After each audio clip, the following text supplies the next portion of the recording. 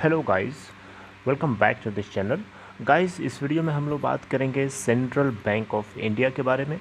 लेकिन स्टार्टिंग करने से पहले आपसे एक रिक्वेस्ट करूंगा कि अगर आप इस चैनल को फर्स्ट टाइम देख रहे हैं तो सब्सक्राइब करके बेल आइकन को ज़रूर से हिट कर लीजिएगा, ताकि आपकी नोटिफिकेशंस आपको मिलती रहें और आप सबसे पहले उसे देख पाएँ। तो सेंट्रल बैंक ऑफ इंडिया से जुड़ी हुई दो खबरें हैं। दोनों खबर को हम लोग डिस्कस करेंगे, दोनों खबरों को डिस्कस करेंगे, जानेंगे कि क्या उसका इम्पैक्ट हो सकता है। लेकिन सबसे पहले आप लोगों के सामने जो है सेंट्रल बैंक ऑफ इंडिया की अभी की क्या करंट सिचुएशन है वो आपको पता है। कल की क्या सिचुएशन थी एक बार आपको बताना ज़रूरी समझूंगा। अगर हम कल की बात करें, कल मतलब कि फ्राइडे की, तो फ्राइडे को डिलीवरी डेटा आपने नोटिस किया था। मैं आपको बताता हूँ। फ्राइडे की अगर हम बात करें तो फ्राइडे को ओपन हुआ था 19.50 पे एंड देन 18.80 का लो बनाता है और 20.40 का हाई बनाता है। 19.24 का क्लोजिंग प्राइस था फ्राइडे का। और टोटल अगर आप वॉल्यूम चेक करेंगे तो 54,28,868 क्वांटिटीज़ ट्रेड हुई थी, जिसमें से अगर आप देखें तो 53.65% के आसपास की डिलीवरी उठाई गई थी। ये बीएसई का डेटा है। एनएसई के ऊपर अगर आप देखेंगे तो 3,37,31,628 क्वांटिटीज़ ट्रेड हुई थी और इसमें डिलीवरी परसेंट देखें तो 42.49% थी। तो मैं आपको ये डेटा क्यों शेयर कर रहा हूँ, इसलिए ताकि आप इस बात को समझें कि इसके अंदर डिलीवरी वॉल्यूम काफ़ी ज़्यादा है। मतलब लोगों को इस बात की एक्सपेक्टेशन है कि इसके अंदर हमें करेक्शन हो चुका है, अब फर्दर इसके अंदर रिवर्सल आएगा और ऊपर लेके जाएगा। अगर आप लास्ट के 5 डेज़ की सिचुएशन को देखेंगे तो लास्ट के 5 दिन में ये इस तरीके से आपको न ज़्यादा ऊपर न ज़्यादा नीचे एक तरीके से करेक्ट होता हुआ दिख रहा है। टेक्निकली अगर आप देखें तो जो इसका रिलेटिव स्ट्रेंथ इंडेक्स है गाइस, वो मैं आप लोगों को बता देता हूँ, 59.21 के साथ बना हुआ है। वहीं मनी फ्लो इंडेक्स इसका 79.35 है, जो कि न्यूट्रल है। हालांकि रिलेटिव स्ट्रेंथ इंडेक्स तो बुलिश सिग्नल दे रहा है। अब बात करते हैं कौन सी वो दो खबरें हैं। तो गाइस, सबसे पहली खबर है सेंट्रल बैंक ऑफ इंडिया से जुड़ी हुई, वो ये है कि सेंट्रल बैंक ऑफ इंडिया के अंदर एक्चुअली में इस बैंक को रिजर्व बैंक ऑफ इंडिया ने पीसीए फ्रेमवर्क के अंदर डाल दिया था 2017 में। तो अब ये पीसीए फ्रेमवर्क से बाहर आता हुआ आपको बहुत जल्दी ही दिख सकता है। आपको मैं बताना चाहूँगा, आप देख सकते हैं यहाँ पे स्क्रीन पे भी आपको दिख रहा होगा कि after reporting profit for last 3 consecutive quarters, यानी लास्ट के 3 कंसेक्यूटिव क्वार्टर्स में ये नेट प्रॉफिट बुक करता हुआ आ रहा है। इसके बाद ऐसी एक्सपेक्टेशंस हैं लोगों की, या इवन बैंक के सीईओ की एक्सपेक्टेशंस हैं कि सेंट्रल बैंक ऑफ इंडिया जो है बहुत जल्दी ही आउट ऑफ मेस हो सकता है, यानी प्रॉब्लम से बाहर हो सकता है एक शार्प रिडक्शन होने की वजह से उसके नेट एनपीए में। यानी आपको पता है बैंक की सबसे बड़ी बीमारी होती है नॉन परफॉर्मिंग एसेट्स, एनपीएस या फिर नेट बैड लोन्स। तो अगर किसी बैंक का नेट बैड लोन्स या फिर ग्रॉस बैड लोन्स डाउन होता है, कम होता है, तो वो बैंक के लिए अच्छा माना जाता है। तो यहाँ पे भी कुछ ऐसी ही सिचुएशन देखने को मिल रही है। सेंट्रल बैंक ऑफ इंडिया जो है बेसिकली शार्प रिडक्शन हो रहा है इसके नेट बैड लोन्स में, जिसकी वजह से ऐसी एक्सपेक्टेशंस है कि Q4 का डेटा जैसे ही रिलीज़ होगा उसके बाद ये आउट ऑफ मेस यानी पीसीए के फ्रेमवर्क से भी बाहर होता हुआ दिख सकता है। आपको बताना चाहूँगा, ये बैंक अपने ह्यूमन रिसोर्सेज और वर्किंग के ऊपर काफ़ी ज़्यादा इन्वेस्टमेंट कर चुका है और ऐसी एक्सपेक्टेशंस है इसके सीईओ की कि ये Q4 में डेफिनेटली प्रॉफिट के साथ आएगा। राइट। अब आपको दूसरी खबर इसी से जुड़ी हुई है, वो ये है गाइस कि इसके जो सीईओ हैं बेसिकली जो इस बैंक के, वो उनका नाम है, मैं आपको बता देता हूँ, उनका नाम है पल्लव मोहपात्रा।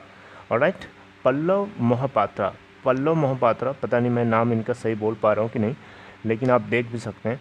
पल्लव मोहपात्रा बेसिकली जो है, मोहपात्रा जो है ये out going chief executive officer हैं, यानी रिटायरमेंट हो रहा है, यानी मैनेजमेंट बदला जा रहा है। दूसरी खबर यही है, ठीक है। तो इनका मानना है बेसिकली कि ये इनकी जो इनिंग्स है बेसिकली जो है state own bank central bank के अंदर वो ख़त्म हो चुकी हैं, क्योंकि 1 मार्च आज है और 1 मार्च से दूसरे सीईओ जिनका नाम है मातम वेंकटा राव, जो कि एक न्यू मैनेजिंग डायरेक्टर और सीईओ के रूप में 1 मार्च 2021 से इफ़ेक्टिवली काम करेंगे।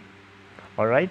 तो सेंट्रल बैंक ऑफ इंडिया के जो पुराने सीईओ थे, लास्ट उनका वर्किंग डेज था 26 फेब फ्राइडे।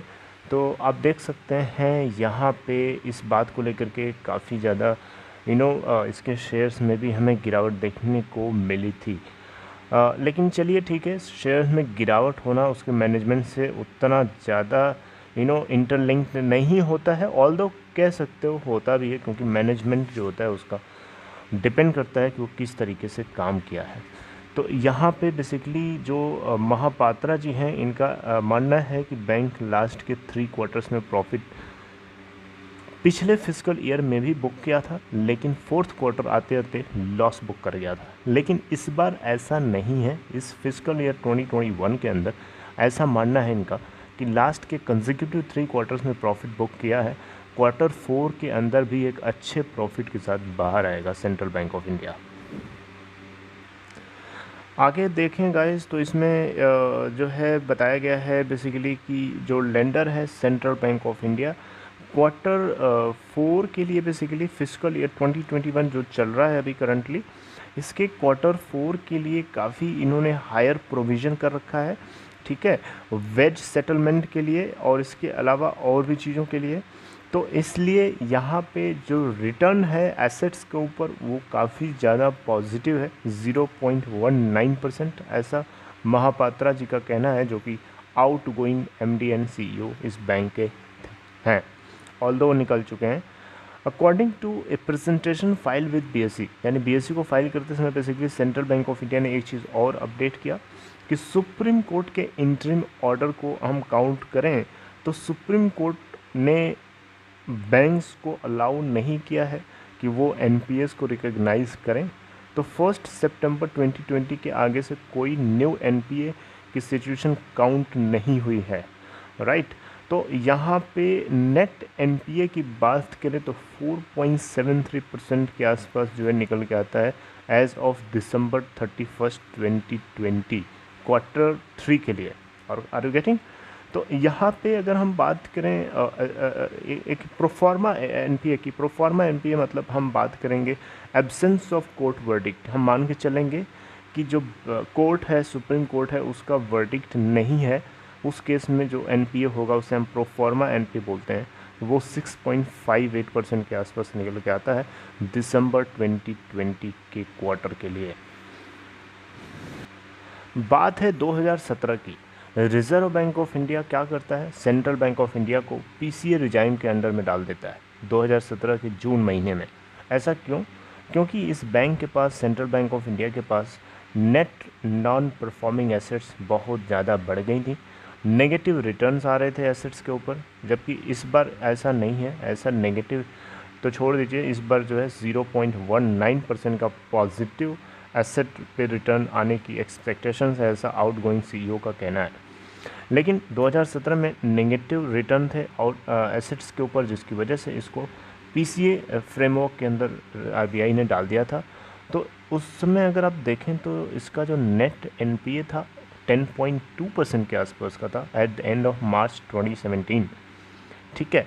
और जो लेंडर यानी सेंट्रल बैंक ऑफ इंडिया जो नेट लॉस जो पोस्ट किया था बेसिकली 2016-2017 के सेशन में, वो था 2439 करोड़ रुपए का। तो आप देख सकते हैं mainly this was mainly on account of higher provisioning. Right. तो PCA फ्रेमवर्क में कोई बैंक अगर चला जाता है तो उससे होता ये है गाइस कि बैंक्स के ऊपर बहुत सारे रिस्ट्रिक्शंस लगा दी जाती हैं, जैसे कि लेंडिंग से रिस्ट्रिक्शंस हो सकती हैं जुड़ी हुई, मैनेजमेंट कंपनसेशन से जुड़ी हुई हो सकती हैं, या फिर डायरेक्टर्स के फीस से जुड़ी हुई रिस्ट्रिक्शंस हो सकती हैं। तो इस बार इस तरीके की कोई सिचुएशन नहीं है। महापात्रा जी का कहना है कि बैंक जो है किसी भी तरीके के पीसीए फ्रेमवर्क से जुड़े हुए पिंच को फील नहीं कर रहा है बिजनेस को करते समय। अब आगे जो मैं आपके साथ डेटा शेयर कर रहा हूँ इसके ऊपर भी आप ध्यान दीजिएगा। एडवांसेस की बात करें तो सेंट्रल बैंक ऑफ इंडिया के पास जो टोटल Q3 के करंट अपडेट के अकॉर्डिंग देखेंगे तो जो इनका नेट एडवांस निकल के आता है 1,80,856 करोड़ रुपए। वहीं हम बात करें मार्च 2017 में तो इनके पास जो टोटल एडवांसेस थे 1,53,008 करोड़ रुपए था। टोटल डिपॉजिट्स की बात करें Q3 के अंदर तो 3,23,872 करोड़ निकल के आता है। वहीं हम मार्च 2017 में देखेंगे तो 2,96,671 करोड़ था। टोटल बिजनेस साइज अगर देखें तो 5,04,728 करोड़ निकल के आता है Q3 दिसंबर 2020 के लिए, जबकि मार्च 2017 में देखें तो 4,49,679 करोड़ का इनका टोटल बिजनेस साइज था। ऑलराइट, तो ये दो खबरें थी। दो खबरें कौन थी आपको पता चला? दो खबरें ये थी कि इनके सीईओ को रिटायर कर दिया गया है, नया मैनेजमेंट आ गया। दूसरी खबर ये थी गाइस कि पीसीए फ्रेमवर्क से बैंक बहुत जल्दी बाहर आ सकता है। Q4 के नंबर्स के ऊपर ये डिपेंड करेगा, जो कि पूरी तरीके से एक्सपेक्टेड है। ये पॉजिटिवली रिटर्न ऑन एसेट्स 0.19% के बने रहने की उम्मीद है, और ये एक्सपेक्टेशंस हैं कि Q4 जो है फिजिकल ईयर 2020 की तरह नहीं जाएगा, बल्कि Q4 of physical year 2021 will be different and it will put this bank out of mess. So these are two very important updates regarding Central Bank of India that you should know.